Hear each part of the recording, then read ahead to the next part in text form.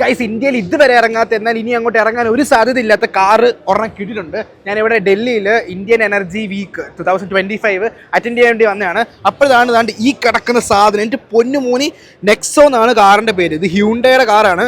ഈ കാറിൻ്റെ പ്രത്യേകത എന്ന് പറഞ്ഞാൽ ഈ കാർ പെട്രോൾ അല്ല, ഈ കാർ ഡീസൽ അല്ല, ഈ കാർ CNG അല്ല, ആൻഡ് ഈ കാർ ഇലക്ട്രിക് അല്ല.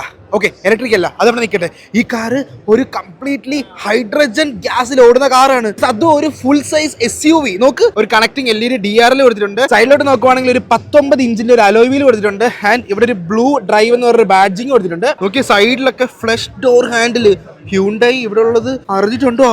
ബാക്ക് സൈഡ് കണ്ടോ? എൻ്റെ പൊന്നു മോനെ.